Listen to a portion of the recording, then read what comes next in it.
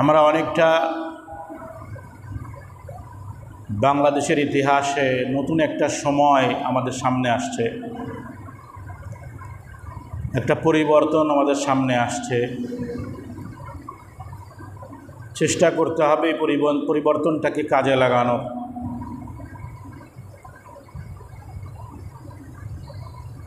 এই পরিবর্তনটা যেন আমার আপনার প্রতিবেশীর বা কোনো বান্দার ক্ষতির কারণ না হয়, এটা অবশ্যই লক্ষণীয়। কারণ আমি এই মানবাধিকার আলোচনার ভিতরে আলোচনা করেছি যে মুসলিমদের মাঝে থাকা অমুসলিম এদেরও অধিকার রয়েছে স্বাভাবিকভাবে শান্তভাবে শান্তির সাথে বসবাস করার,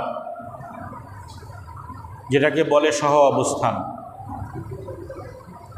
সুতরাং একজন অমুসলিমের ব্যাপারে যদি এই অধিকার দেওয়া হয় যে মুসলমানদের মাঝে সে শান্তির সাথে নিরাপত্তার সাথে বসবাস করবে,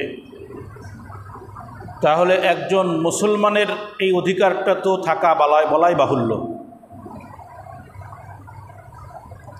মুসলমানের এই অধিকারটা থাকা বলাই বাহুল্য। সুতরাং আজ আমার শক্তি আছে, এই জন্য আমি খুব জোর দেখালাম। আগামীকাল হয়তো আমার এই শক্তি থাকবে না। যার নজির উদাহরণ আমাদের সামনে চলমান।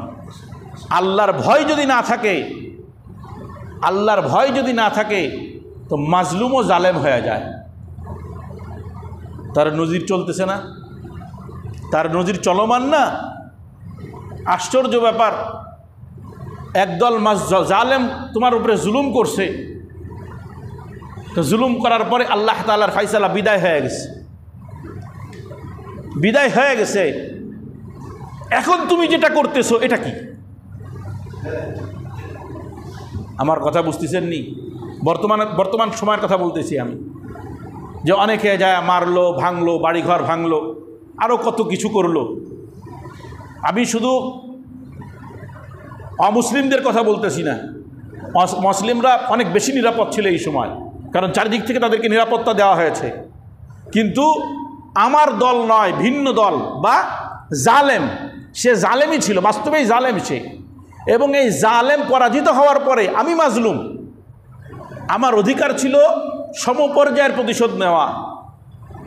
আমাকে যদি একটা চড় দেয় তো আমি তাকে একটা চড় দিতে পারি, কিন্তু আপনি যদি তাকে দুইটা চড় দেন তো আপনি মাজলুম এখন জালেম হয়ে গেলেন।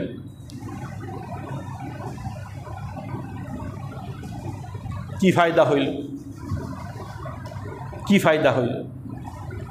সাহাবা একরাম যুদ্ধের পরে যখন যুদ্ধ হইতো, বিজয়ী অর্জন করত, তো সাহাবা একরামের ওখানে 3 দিন অবস্থান করতেন সাহাবা একরামরা, রসুল সহ। এ 3 দিনে তাদের আচরণ দেখে অন্য যারা যোদ্ধা নয় অথবা যোদ্ধা, তারা ইসলাম গ্রহণ করে ফেলত। তলোয়ারের ভয় নয়, তলোয়ার তো একটা মাধ্যম, বিজয়ের একটা মাধ্যম। আপনি যতই শক্তিশালী হন না কেন, আপনি দুর্বল, এই জন্য আপনি তার সামনে নত স্বীকার করছেন, কিন্তু ভিতরে তো করেন নাই। বোঝেন নাই? তার দলিল প্রকাশ পাইছে না ইদানি? সবাই ওই একই দলের লোক, কিন্তু যখন ফুঁসে উঠছে তো দেখা গেছে আসলে কয়জন কোন দলের লোক। বাস্তবতা তো এটাই। মাজলুম জোর না থাকলে অনেক সময় চুপ থাকে, কিন্তু যখন মাজলুম সুযোগ পাবে তখন তো সে তার অবস্থান দেখাবে। এটাই নিয়ম, এটা দুনিয়ারই নিয়ম। তো এখন জালেমের যে বিজয়ী হয় সাধারণত তার থেকে জুলুম হওয়ার সম্ভাবনা থাকে। সাহাবা একরাম বিজয়ী হয়েছে, রাসূল করিম সাল্লাল্লাহু আলাইহি ওয়াসাল্লাম বিজয়ী হয়েছে, আর বিজয়ের ময়দানে 3 দিন অবস্থান করার পরে কোনো দাওয়াত ছাড়া, তলোয়ার ছাড়া নারী পুরুষ ছোট বড় সকলে সব ইসলাম গ্রহণ করে। ঘটনা কি ছিল? ইসলামে একটা যুদ্ধের নজির দেখান। যুদ্ধের পরে যোদ্ধা বা সেনা যারা বিপরীত পক্ষের যোদ্ধা ছিল তাদের পরিবারের উপরে আঘাত করা হয়েছে কিনা, তাদের সম্পদের উপরে আঘাত করা হয়েছে কিনা, একটা নজির দেখান। এটা তো মূর্খতা, যে আপনি এতদিন মাজলুম ছিলেন, এখন মাজলুম হয়ে যখন জালেম পলাইল, জালেম সরে গেল, আপনি জালেম হয়ে যাচ্ছেন। ফায়দা কি? শান্তি কোথায়? আমার কথা বুঝতেছেন আপনারা? আমি এই কয়দিন শুধু মিডিয়ায় দেখতেছি আর আফসোস করতেছি যে আমি আপনার বিপরীত পক্ষের লোক, তা আমার উপরে আপনার রাগ আছে, আপনি মারলেন। আমার সন্তান কি দোষ করছে? আমার সম্পদ কি দোষ করছে? আমার পরিবার কি দোষ করছে? আপনি আমার বাড়ি আগুন ধরাই দিলেন।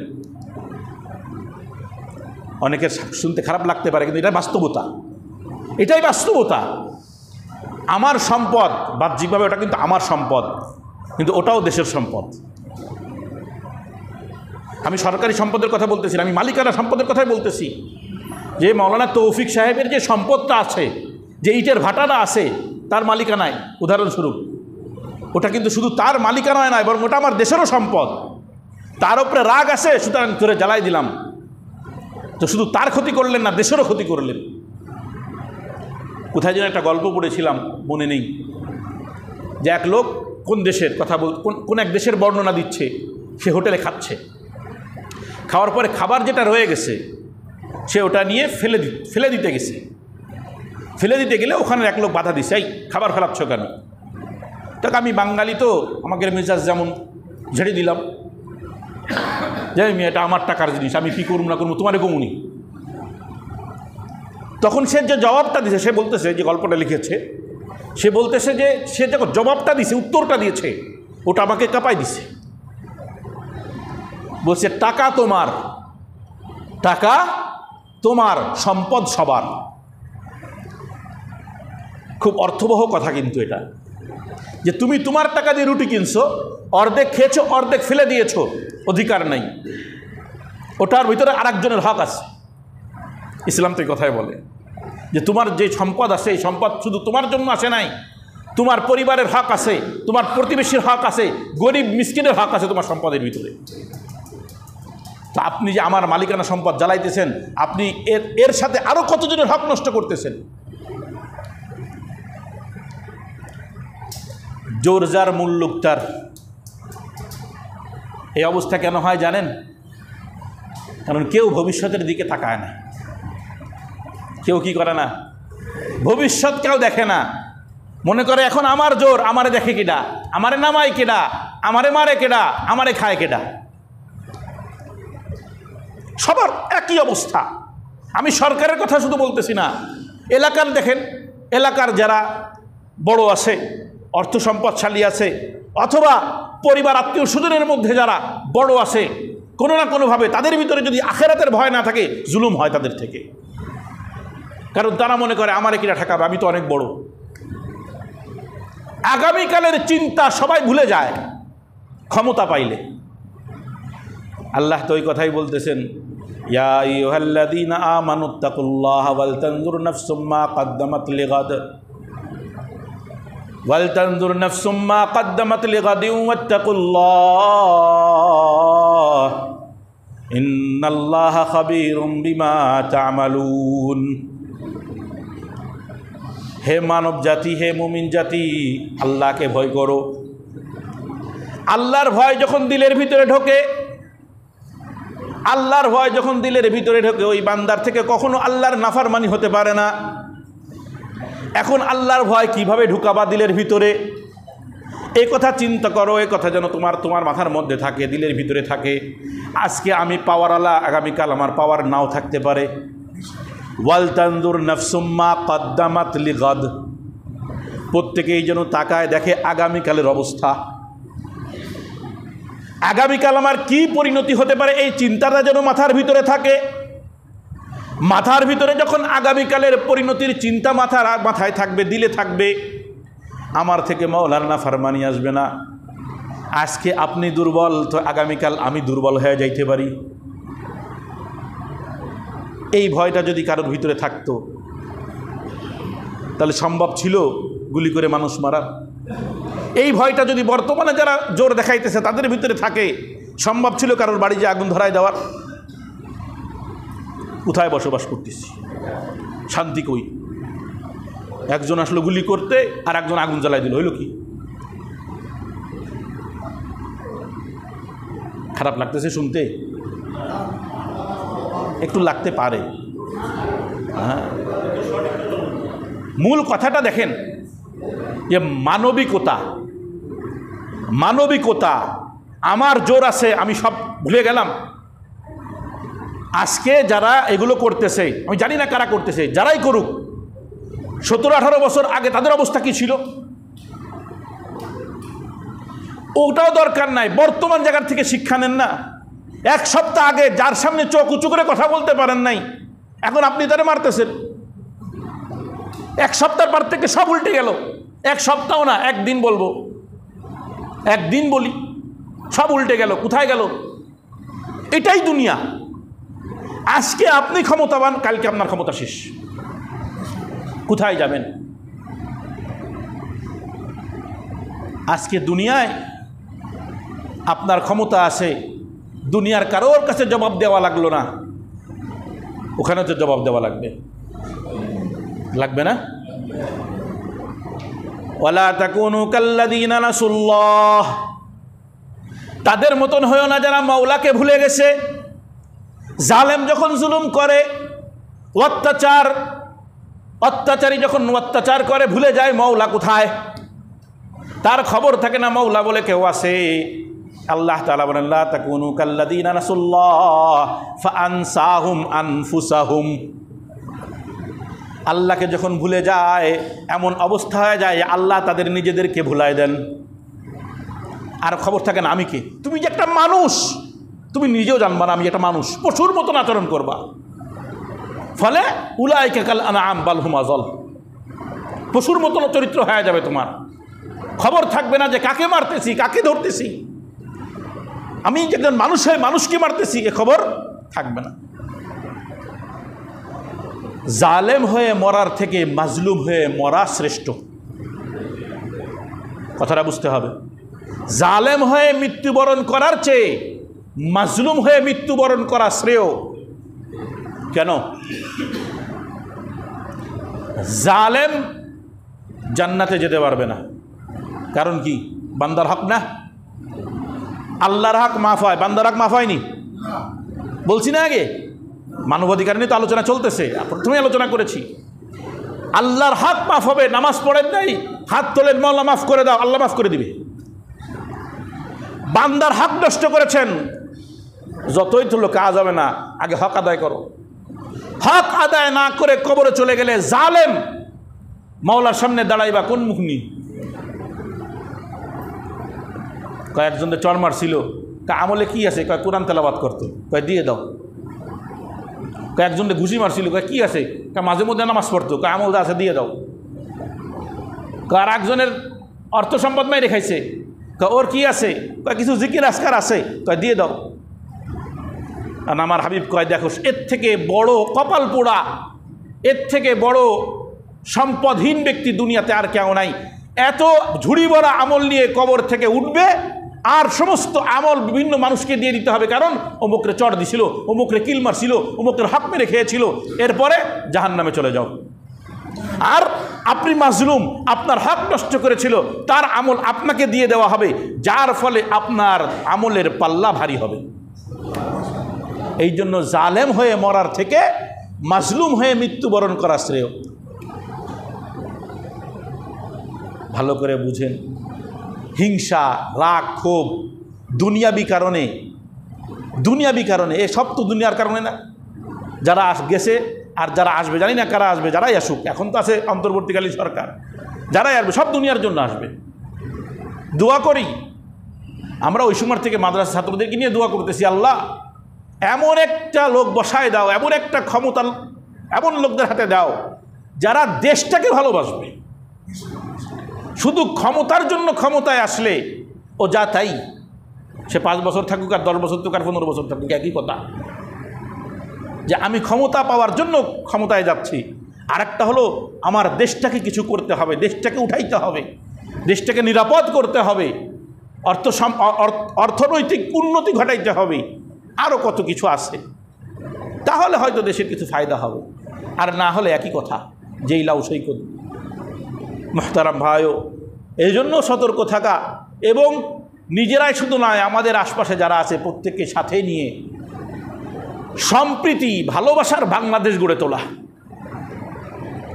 ভালোবাসার বাংলাদেশ গড়ে তোলা। আপনি চিন্তা করে দেখেন তো, ফাতহে মক্কার পরে আপনি নিজে এই বর্তমান আমাদের বাংলাদেশের পরিস্থিতির উপরে ফাতহে মক্কাকে কিয়াস করেন, অনুমান করেন যে যেই লোকটা আমাকে বাড়ির থেকে বের করে দিল, আমার দুনিয়ার সমস্ত সম্পদ লুট করে নিল, পরিবার ছাড়া হয়ে গেলাম, আমার সন্তানকে হত্যা করছে, স্ত্রীকে নষ্ট করছে, আরও কত কিছু, এত বড় জানের শত্রু।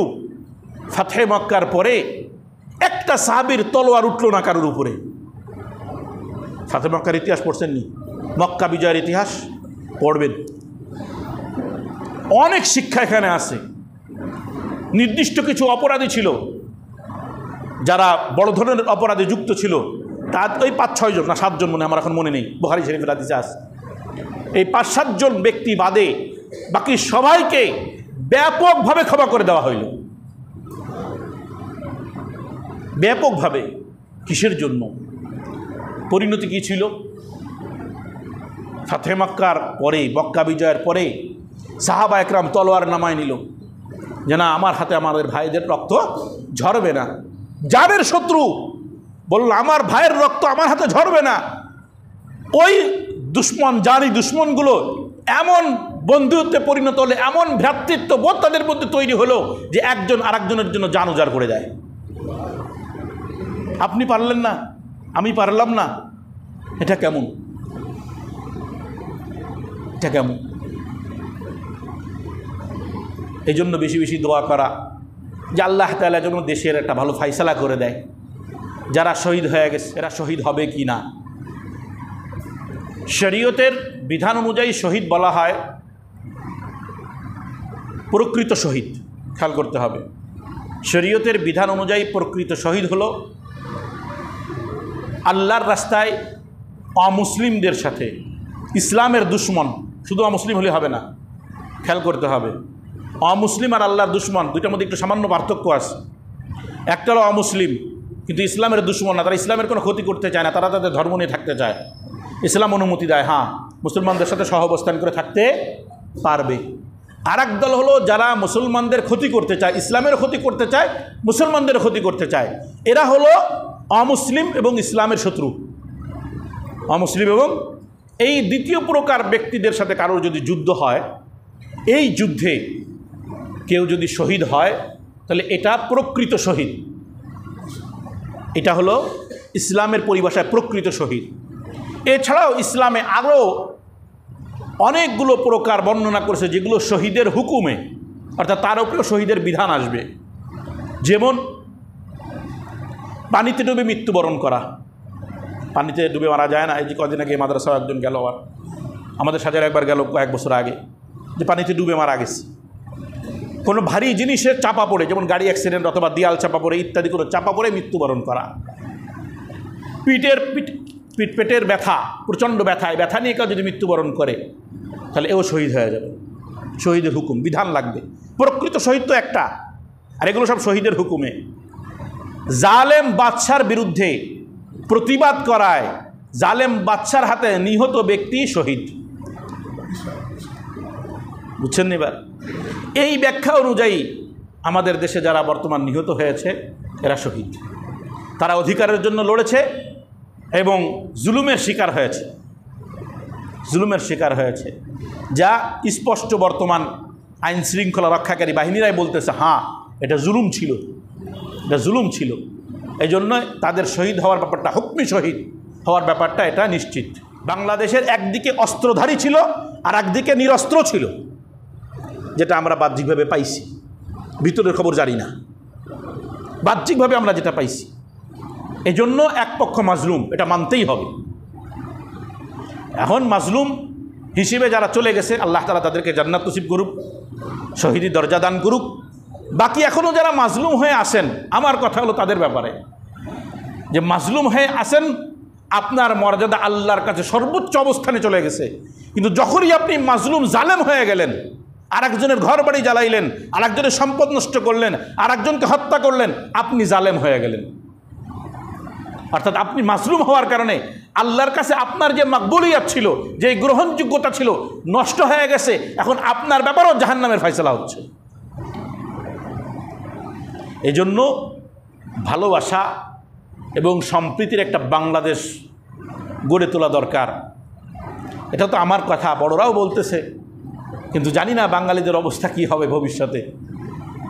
বাকি ছাত্রদের যে আন্দোলনটা হলো, আন্দোলনের পরবর্তী একটা অবস্থা দেখে মনে হচ্ছিল, মনে হয় এবার একটা ঐক্য, বাঙালিদের মধ্যে একটা ঐক্য এসে একটা ভালো একটা বাংলাদেশ পাবো। কিন্তু পরের দিনও দেখলাম সেই লাশ পড়তেছে, সেই আগুন জ্বলতেছে, কার কার বাড়ি ধরাই দিছে। ফায়দা কি? সম্প্রীতি কই থাকলো? যেটা হওয়ার সেটা তো হইছে। কে অমুক দল, কে তমুক দল, সেটা না উল্লেখ করে, সেটাকে মনে না রেখে, আমি যে বাঙালি, আমি যে বাংলাদেশি, আমার দেশটাকে এগিয়ে নিয়ে যেতে হবে, আমার সমাজটাকে, আমার জাতিকে সামনে এগিয়ে নিয়ে যেতে হবে, এই ফিকিরটা মাথার ভিতরে রেখে, দিলের ভিতরে রেখে যদি আমরা একসাথে চলতে পারি, তো সুন্দর একটা দেশ পাবো, সুন্দর একটা সমাজ পাবো, সুন্দর একটা ভবিষ্যৎ পাবো। আল্লাহ তাআলা আমাদেরকে তৌফিক দান করুক। আখিরু দাওয়ানা আনিল হামদুলিল্লাহি রাব্বিল আলামিন।